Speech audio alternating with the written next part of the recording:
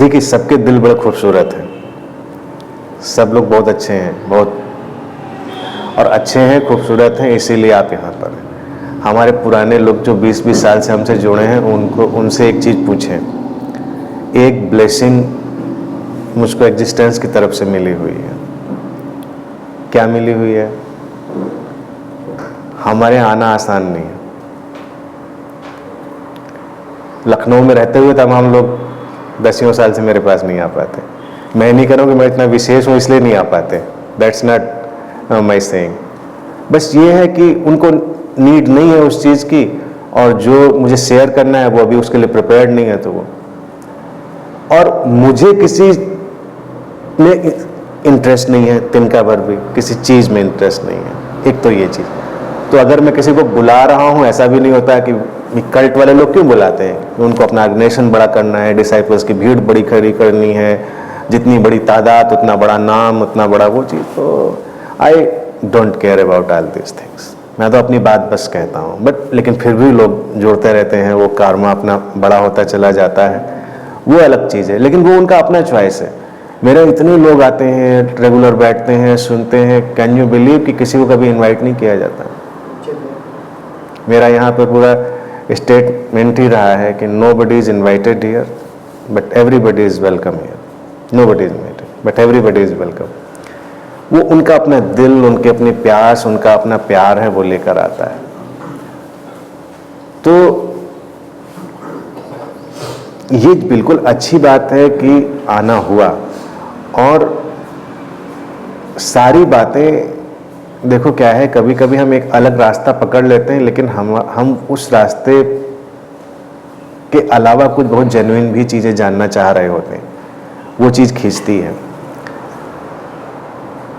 मैंने भी कभी भी चाहा होता, मैं एक स्टेटमेंट बार बार इसको कोट कर रहा हूँ कि पुराने लोग मेरे सब जानते हैं। पुराने लोग इसलिए क्योंकि उनके पास इन्फॉर्मेशन ज़्यादा है। अभी आप लोगों को तो इन्फॉर्मेशन ही नहीं कुछ है मेरे बारे में, अपार्ट फ्रॉम यूट्यूब। कि किसी भी मुकाम पर कितना भी बड़ा आश्रम क्रिएट करना मैंने चाहा होता, चुटकियों का काम था, सारे लोग जानते। बस मेरी एक हाँ की ज़रूरत होती, हाँ ओके फाइन, थोड़ी ड्रामेबाजी की। हर आश्रम जब खड़ा होता है वो ड्रामेबाजी होती ही होती है, सवाल ही नहीं बिना ड्रामेबाजी के शुरू हो जाए। कोई नहीं, कोई उससे अछूता नहीं, कोई एक्सक्लूडेड नहीं है, कोई बच नहीं सकता। तो कहने का बस तात्पर्य यही है कि जो बात मैं कहता हूँ वो केवल जो सामने बैठा है उसके भले के लिए है, क्योंकि उसमें मेरा कोई भला नहीं होने वाला है। देखो, मैं अपना टाइम दे रहा होता हूँ, अपनी बातें रख रहा होता हूँ, सब चीज़ें कर रहा होता हूँ, but end of the day तो उसका ही अपना भला होना है। तो जो माता जी ने आपकी बात कही वही पॉइंट है, और मैं टाइम वेस्ट किए बिना अपनी बात तो बता देता हूँ, फिर उस पर जोर दिए बिना आगे बढ़ जाता हूँ कि क्या करें। मैंने आते ही जो चीज़ बोली, क्या बोली कि you must complete your education and then try to pursue all your spiritual seeking, and that will happen because you have a very good heart full of possibilities. अभी का जो लाइफ स्टाइल जो सोचा है ना तुमने, ये सारी बातें मैं पहले ही बोल चुका, उसको मैं बस केवल एलेबोरेट करूंगा। इतनी कहानी मुझे केवल सुनानी पड़ रही है इसलिए क्योंकि एक होता है इंजेक्शन लगा देना, इंजेक्शन लगा दे तो क्या बताइए, ऐसे कैसे मान लें आपकी बात। आगे जाके प्रॉब्लम आती है, आगे जाके तमाम चीज़ें, बहुत बड़ा डिसइल्यूजनमेंट आता है, तमाम चीज़ें आती हैं, वो चीज़ें आती हैं। और मैंने ये बातें इसीलिए कही हैं, ये बसंत पतझड़ ये सब कविताएं कहानियाँ मैं इसीलिए सुना रहा था, ये हिंदुइज्म ये सब चीज़ें, इसका कोई तुम्हारा काम नहीं कि इनको तुम्हें रिवाइव करना है, इनको करना है। तुम्हें अपने को रिवाइव करना है, तुम्हें अपने को उस चीज़ में इस्टेब्लिश करना है।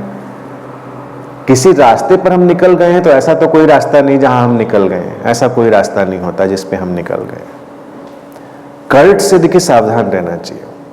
कल्ट्स तो काइंड ऑफ ब्रेन वॉशिंग करते हैं, बेशक I am very aware of those things. लोगों को हर्ट करती हैं बातें, लेकिन कहनी पड़ती हैं। कल्ट क्यों नहीं करेंगे? क्योंकि उनका वेस्टेड इंटरेस्ट है, क्यों नहीं करेंगे वो? और जब ब्रेन वॉशिंग टाइप की चीजें हो जाती हैं तो फिर लोग बिल्कुल पैरेटिंग करते हैं, तो नहीं ऐसा होता है, ऐसा होता है, ऐसा होता है, ऐसा होता है, ऐसा होता है। आप क्वेश्चन करते जाइए, करते जाइए, करते जाइए, चीजें धराशायी होती चली जाएंगी चीजों में। प्रॉब्लम उस चीज की है ही नहीं कि हम इन चीजों को, अब जितनी बातें तुमने प्रमाण और इन सब चीजों की उठाई, इनको तो मेरे वे में तो पहले कदम पे ही कैंसिल कर दिया जाता है, और मैं तो उनको पहले कदम पे कैंसिल कर देता हूँ। किसी प्रमाण की जरूरत नहीं। कौन प्रमाण देगा? कौन प्रमाण देगा? मैं बिल्कुल पीसफुल हूँ, मैं अपने अंदर बिल्कुल सेटल्ड हूँ, मैं I am connected to the source all the time. Who will give the प्रमाण? कोई गुरु प्रमाण देगा? कोई आके कुछ भी कह सकता है, गुरु कह दे कि नहीं आप तो सेटल्ड नहीं है। तो अब उनके भक्त लोग तो कहेंगे देखो गुरु जी ने कह दिया सेटल्ड नहीं है। तो गुरु लोग एक ट्रिक भी इस्तेमाल करते रहे। जो कल्ट वाले लोग होते हैं वो किसी को उठाने के लिए, किसी को गिराने के लिए, जो उनके समर्थन में ना जाए। तो करीब 18 साल पहले की बात होगी, मैं तस्वीर लगी थी ड्राइंग रूम में मेरे नीचे, एक कोई बाबा जी आए, मैं था नहीं उस दिन घर पे, तो मैंने तस्वीर देखी, ये कौन? और वो अपने को बहुत सिद्ध और ऐसा प्रोजेक्ट करने वाले बाबा जी थे। वो यहाँ आते रहे होंगे, उनको लगा होगा कि बातचीत से समझ गए होंगे कि ये तस्वीर लगी तो मामला गड़बड़ है, यानी कि यहाँ का जो काम था वो तो बनेगा नहीं। तो उन्होंने बोला नीना जी से कि अरे तो बहुत बड़ा तांत्रिक है ये व्यक्ति, लोगों का दिमाग बांध देता है। और अब चूंकि यहाँ तो सब लोग जानते ही हैं, हमने कहा तांत्रिक, यस आई एम तांत्रिक, मतलब in that way if there is a system that I know, लेकिन दिमाग बांध देते हैं, जादू टोना, मतलब मैंने तो ABCD कभी नहीं जानी इस चीज की। मैंने क्या प्रॉब्लम है? अब उसको क्यों कहना पड़ा? अब वो केवल एक ट्रिक खेल रहा है लोगों के माइंड को पल्यूट करने की। अगर लोग कहें अच्छा ऐसी बात है तो आप बताइए उपाय कैसे इससे छुटकारा पाए, तो कहें बस आप ये मंत्र जपो, आपका दिमाग नहीं बांध पाएंगे, काम हो गया। अब ये बातें बाबा लोग क्यों बोलते हैं इधर से उधर, या किसी को देखा और उनको लग रहा है ये मेरे फेवर में जाएगा, ये सपोर्ट करने वाला मेरा व्यक्ति, ये तो बिल्कुल पहुंचा हुआ सिद्ध व्यक्ति है, क्योंकि वो तुम्हारे फेवर में जाना है। ये तुम्हारे फेवर में नहीं जाना है तो ये तो बिल्कुल दुष्ट व्यक्ति है, इसको तो। But who can give the certificate? कोई नहीं दे सकता किसी को सर्टिफिकेट, किसी को इस चीज़ों को पढ़ना ही नहीं चाहिए। अब लोग अपने ऊपर त्रिलाई करते नहीं अपनी चीज़ों पर, तो ये सब बातें तो बिल्कुल फिजूल की हैं। प्रमाण जैसी कोई चीज़ नहीं होती। प्रमाण तो एक ही है कि हमारी जो डेली लिविंग है वो पीस और हार्मनी में आए, ब्लिस में आए। बाकी तो क्या करना है? मिस्टिकल एक्सपीरियंसेस की बातें कहें, मिस्टिकल एक्सपीरियंस जितने भी होते हैं सब फिक्शनल होते हैं। कोई भी स्पिरिचुअल एक्सपीरियंस जो है उसकी वैलिडिटी नहीं होती, सब फिक्शनल। हमारा माइंड इतना कैपेबल है उस चीज़ को क्रिएट करने में, जो चीज़ चाहे क्रिएट कर दे। अभी यहीं पर शंकर जी खड़े हो जाएंगे, अभी यहीं पर कृष्ण भगवान खड़े हो जाएंगे, अभी यहीं पर सब खड़ा हो जाएगा सब। वो हमारे माइंड की सारी कैपेबिलिटी है जो कुछ भी क्रिएट कर देती है, और वो है साइंस ऑफ सजेशन। कितना सजेशन हम दे देते हैं, उस सजेशन पर हम चीज़ों को खड़ा कर देते हैं। और वो लोग कहेंगे ये देखिए प्रमाण आया ना, दिखा ना चीज़, हुई ना चीज़। लेकिन मेरा क्वेश्चन हमेशा ये होता है कि उसके बाद क्या हुआ? उसके बाद क्या हुआ? उसके बाद वो रिजल्ट वो पीस का और उस चीज़ का आया या नहीं आया, वो सबसे इंपॉर्टेंट चीज़ होगी। तो एक तो ये कभी चीज़ नहीं बनेगी, हम कहाँ से तय करेंगे? कल्टलेस, इसीलिए मैंने कहा, और कल्टलेस ही देखो फ्यूचर है। कल्टलेस जो मैं कह रहा हूँ वो कोई मेरी फिलॉसफी नहीं है। आने वाले टाइम में जितने भी लोग वो बात करेंगे सारे लोग उसी के हिस्से हैं, वो कल्टलेस के हिस्से हो जाएंगे। मतलब दो, मान लीजिए मैं अभी से कह रहा हूँ तो कभी लोग यही कोट कर सकते हैं ज़्यादा कि अनंत श्री कल्टलेस की बात किया करते थे, तो आज बोलोगे। क्योंकि जहाँ भी कल्ट होगा वहाँ बाउंड्री होगी, बाउंड्री होगी तो वेस्टेड इंटरेस्ट होगा, वेस्टेड इंटरेस्ट होगा तो मैनिपुलेशन होगा। ये सब चीज़ें ऐसी इंटीग्रेटेड हैं, ये अलग हो ही नहीं सकती हैं। एक कल्ट दूसरे कल्ट को भी बेहतर कहेगा, इसमें हमेशा डाउट बना रहेगा। वो उसी को बेहतर कहेगा जो उसके ही एजेंडा को सपोर्ट करता होगा। जो उसके एजेंडा को सपोर्ट नहीं करता होगा उसको बेहतर नहीं कह पाएगा। तो कैसे कह पाएगा वो, उसको तो बड़ी प्रॉब्लम है चीज़ों में। तो अब ये लड़ाई तो फिर चलती रहेगी, यानी कि उस स्पिरिचुअल सिनेरियो में भी कभी शांति नहीं आएगी, वहाँ भी ये सब उलझन हमेशा बनी रहेगी उस चीज़ में।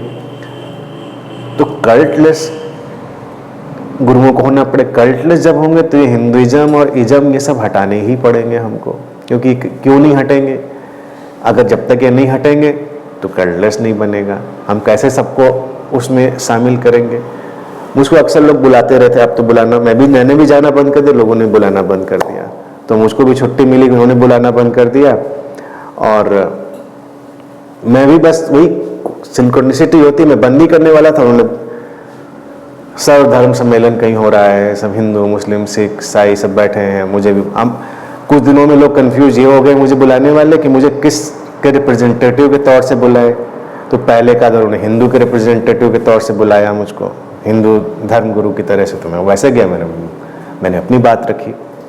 बात समझ में नहीं पड़ी कि हिंदू कैटेगरी में नहीं आई, कहाँ किस कैटेगरी की बात हो गई। फिर अगली बार बुलाया मुझको तो बौद्ध रिप्रेजेंटेटिव, बुद्ध के रिप्रेजेंटेटिव की तरह से बुला दिया। तो मैंने फिर कुछ ऐसा बोल दिया तो वो उस कैटेगरी में नहीं पड़ी। तीसरी बार बुलाया तो इंट्रोडक्शन में उन्होंने कहा कि भाई सुन लीजिए इनको, कैटेगरी कोई नहीं है, बस सुन लीजिए। और चौथी बार तो बुलाने लगे कि छोड़ो इनको, सब गड़बड़ कर देते हैं आके, हम इतना बड़ा स्टेज सजाते हैं यहाँ पर और सब गड़बड़ हो जाती है। मैंने सिंपली कहा, मैंने कहा why this circus, why this circus? If religion spirituality is science, you must dissolve all this discriminations. हम ऐसे लॉज, ऐसे सिद्धांत पर क्यों नहीं पहुंच जाते हैं जो यूनिवर्सल हैं, कॉस्मिक हैं, जिनमें कोई कंफ्यूजन कंट्रोवर्सी नहीं? क्यों कंट्रोवर्सी है? आपकी फाइंडिंग्स में, आपके कॉन्सेप्ट्स में दूसरे के फाइंडिंग्स और कॉन्सेप्ट्स में कंट्रोवर्सी क्यों है? अगर हम कहें कि ये चीज़ रियलिटी है और हमारे ही सब कॉन्शियस माइंड या हमारे कॉन्शियसनेस की उसमें जोन में आती है, तो क्यों नहीं उसी जगह पर ये भी पहुंचता है, क्यों नहीं उसी जगह पर दूसरा भी पहुंचता है व्यक्ति? कुछ तो गड़बड़ है। अब मैंने कहा कि जो ऑलरेडी रिटन स्क्रिप्चर है उनके बीच में आप कुछ चीज़ें निकाल के उनको सिंथेसाइज करके ये बताने की कोशिश करें, एक ही जैसी बात वो भी करें, एक ही जैसी बात वो भी करें, ये आप कह सकते हैं, लेकिन उससे कोई रिजल्ट तो बनता नहीं। ये ऐसी मीटिंग्स के बाद में वो अपने रास्ते और कोई भी उसमें एक वननेस नहीं पैदा होती। वननेस की बात करने वाले भी वननेस नहीं पैदा करते। तो ये एक फंडामेंटल फ्लॉ है, कल्ट्स का फ्लॉ है, क्योंकि स्पिरिचुअलिटी में तो अगर मान लीजिए हम कहें जितनी भी फिलोसॉफिकल तत्व ज्ञान की बातें हैं वो तो एक ही हैं, उनमें कन्फ्यूजन नहीं होना चाहिए, हालांकि उनमें भी कन्फ्यूजन हो जाते हैं। अगर हम देवी देवताओं की, डेटी जैसे भी बात उठी, उनकी बात करें, ये बड़े ही फंडामेंटल फॉर्म है या ऐसी चीज़ें हैं जिनमें कुछ ऐसे रहस्य छुपे हुए हैं। तो इन्हीं चीज़ों को जो बुद्धिस्ट ट्रेडिशन से गए उन्होंने क्यों नहीं खोजा, या जो इस्लामिक ट्रेडिशन से गए थे उन्होंने क्यों नहीं खोजा, या किसी सूफी ट्रेडिशन से या किसी और ट्रेडिशन से या किसी भी एंसेंट तमाम कल्ट उन्होंने क्यों नहीं खोजा? मतलब उन्होंने कुछ अपनी टाइप की चीज़ें खोजी, इन्होंने कुछ अपनी टाइप की चीज़ें खोजी। ऐसा क्यों था कि सबने अलग अलग ही चीज़ें खोजी? तो क्या सचमुच में क्लू था, या ये हमने पहले इमेजिन किया हुआ था फिर बाद में हमने उनको क्रिएट किया? हमको एक्सप्लोर करना पड़ेगा, हमको ठंडे दिमाग से इन पर सोचना पड़ेगा। तो क्या उनकी सचमुच में वैल्यू है, सचमुच में वैल्यू है, या ये प्रोजेक्टेड वैल्यू है? ये कंट्रोवर्सी, इसमें सब विचलित हो जाते हैं। और उसका अंतिम परिणाम क्या होता है? ये आस्था का विषय है, इस पर प्रश्न नहीं खड़े कर सकते, आस्था पर प्रश्न नहीं खड़े कर सकते। भाई ऐसा ही है आप, और कहेंगे आपको आस्था नहीं है तो आप क्यों मानेंगे? आप पहले तो आस्था करिए तब मानिए। लेकिन आस्था करते ही मेरे ब्रेन की कंडीशनिंग तो बदल गई, हमारी कंडीशनिंग तो बदली तुरंत। तो इसलिए मैं उन चीज़ों को कंसिडर ही नहीं करता। वो सब तो गड़बड़ किए रहेंगी चीज़ें, उनमें जाएंगे तो हमेशा कन्फ्यूजन बना रहेगा। चीज़ों को बिल्कुल क्रिस्टल क्लियर करेंगे, साधना के लिए क्या चाहिए क्या नहीं चाहिए, अब यहाँ पर इतनी दूर से आने के बाद जो काम की चीज़ें दिखे वो भी मैं कहूँ। जी कृष्णमूर्ति मुझे बहुत प्रिय हैं, ऑब्वियसली मेरी उनसे बड़ी सिंक्रोनिसिटी भी है, बहुत सारी चीज़ें, बुद्धा से है ही है, आप जानते हैं सारे लोग। जी कृष्णमूर्ति की लाइफ की एक घटना है, एक बार वो ऐसे टहलते हुए हिमालय गए। हिमालय में एक साधु एक केव में साधना कर रहा था, सन्यासी। तो जेके ने बस जैसा उनका अपनी स्टाइल थी उसके पास गए कि sir what are you doing here. तो कहने लगा कि for my spiritual practice. But why here sir? Just to avoid mob, just to avoid mob. JK ने उसकी आंखों में देखा और कहने लगे sir but mob is within you. कहते हैं थोड़ी देर वो देखता रह गया, खड़ा रह गया, और उनकी अपीयरेंस, उनका तरीका कहने का, उनकी प्रेजेंस, उसने अपना कमंडल चिमटा वहीं गुफा में छोड़ा और वापस जाने लगा। तो जेके ने कहा कि सर आप कहाँ जा रहे हैं? Where are you going? ने कहा वापस। कहले क्यों? कहले बात समझ में आ गई।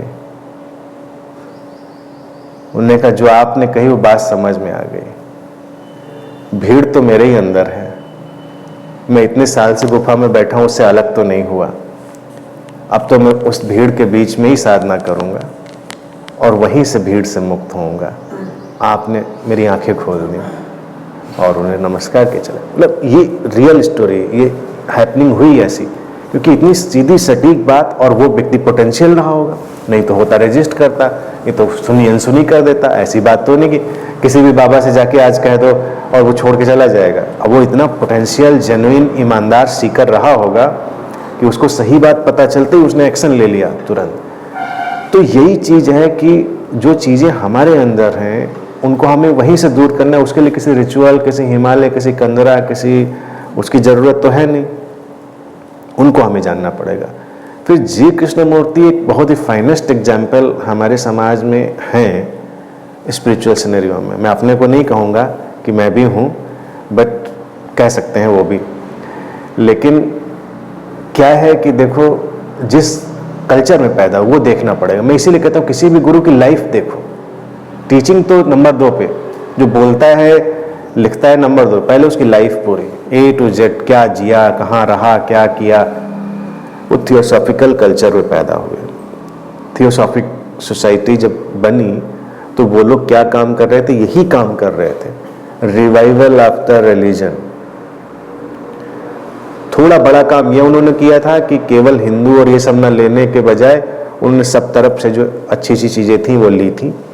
उसका नाम ही जो थियोसॉफी उन्होंने रखा था उसका मतलब ही यही था कि जो एसेंस ऑफ रिलीजन है वो है।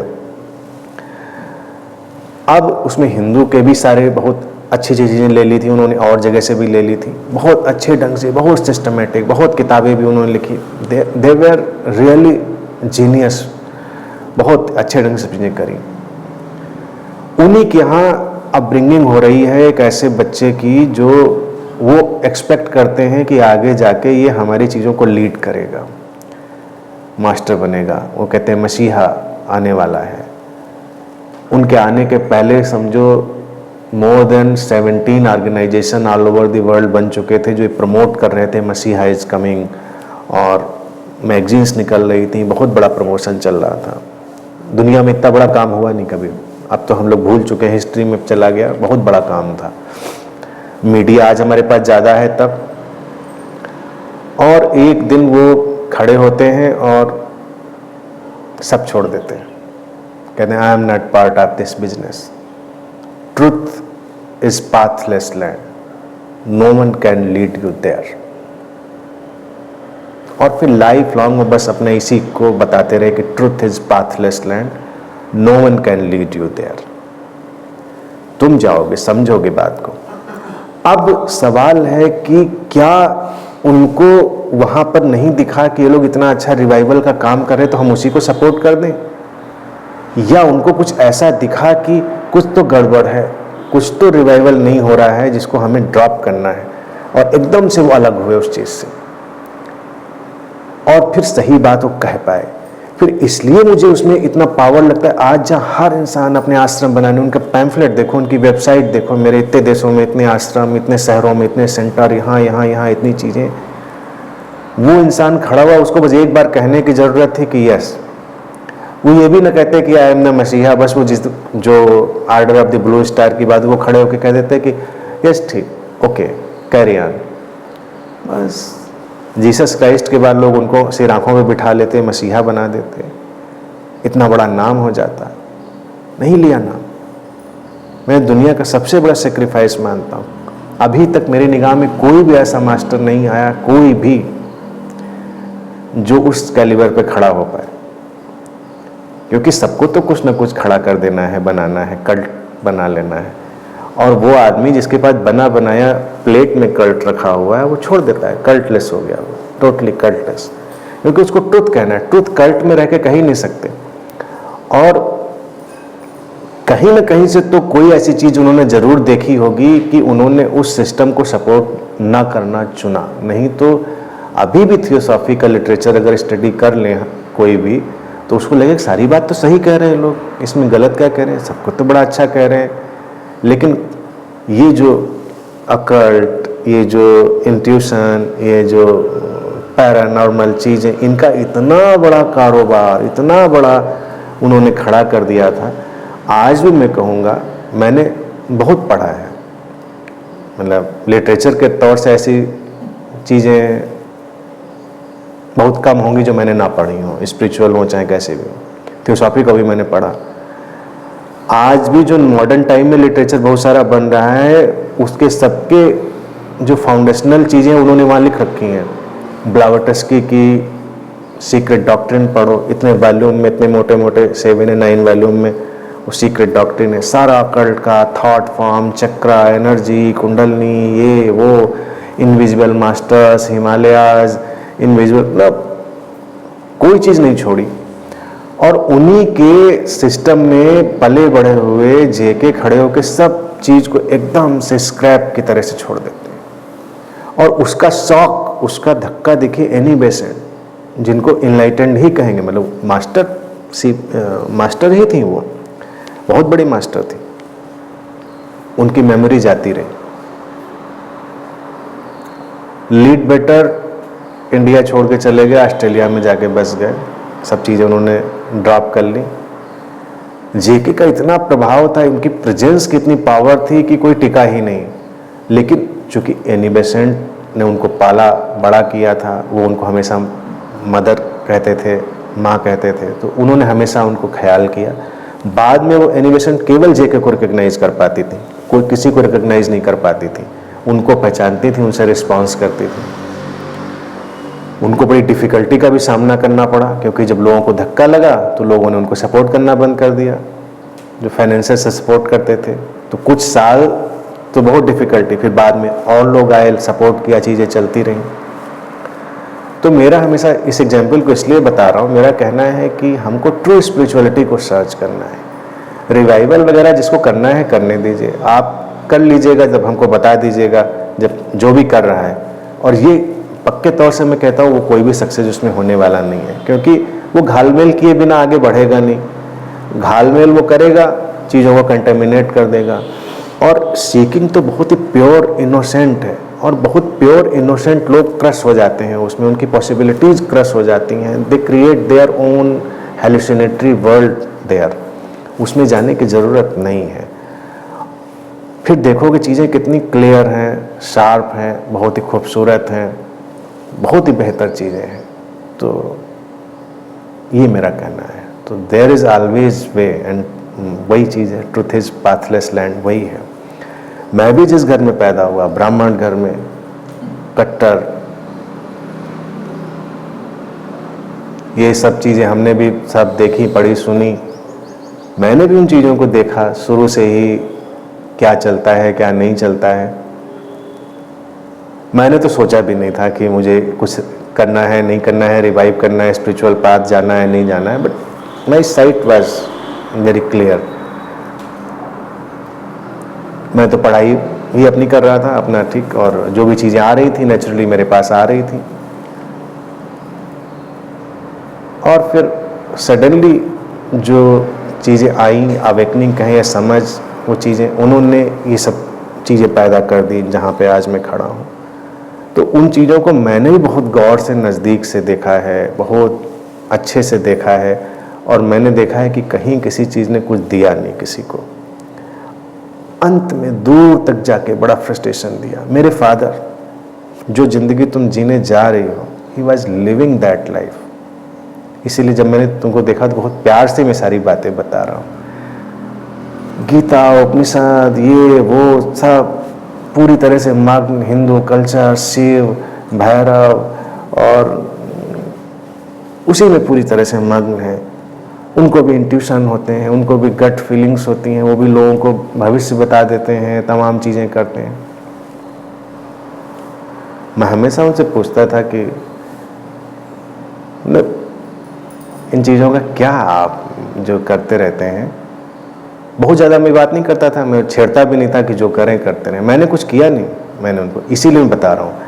माई things are in that way very powerful कि मैं किसी कुछ कहता नहीं करने के लिए। इतनी देर से मैं तुमसे भी कुछ नहीं कह रहा हूँ, सारी बातें उसको बता ही रहा हूँ। तो मेरे फादर सब करते थे, मुझे समझ नहीं पड़ती थी बातें, बस केवल हाँ ये था कभी कभी सही भी होती थी तमाम बातें उनकी, लेकिन कोई चीज़ देखिए पूरी तरह से गलत होती नहीं, ना पूरी तरह सही होती है। इंट्यूशन की बात देखें तो इंट्यूशन उनको आते थे, कई लोग उनको बड़े प्रभावित थे, लेकिन मैं ये भी जानता था कि ऐसा भी इंट्यूशन कुछ नहीं कि जिनको ऑल द टाइम इंट्यूशन आया ही चला जा रहा है। यानी कि लाइफ आप ऐसी भी नहीं, कोई आपके पास जीपीएस आ गया, आप लगातार उसी पे चलते जा रहे हैं, आप गलत भी हो रहे हैं। लेकिन हाँ है, वो फैकल्टी है आपकी लाइफ की।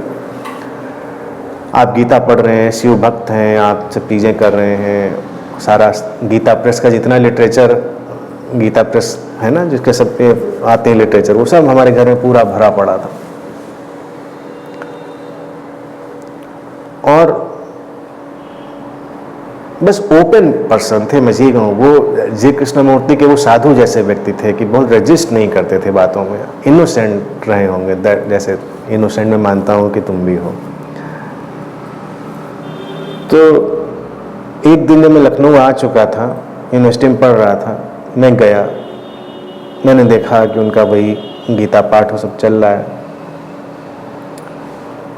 और मुझे वो उतने शांत और उतने प्रसन्न नहीं लगे। मेरी माँ की डेथ बड़े बचपन में ही हो गई थी, तो अकेले वो रह ही रहे होंगे, हम तो यहीं आ गए लखनऊ पढ़ने। तो मुझे उनके अंदर निराशा, परेशानी, दुख सब दिख रहा था। तो मैंने उनसे बस ऐसे ही पूछा, मैंने कहा कि आपने इतना इन्वेस्टमेंट किया है अपना इन सब स्पिरिचुअलिटी में, तो इससे क्या मिला आपको, क्या मिला इससे? कह रहे हैं शांति मिली, मन की खुशी मिली। मैंने कहा मिली सचमुच में?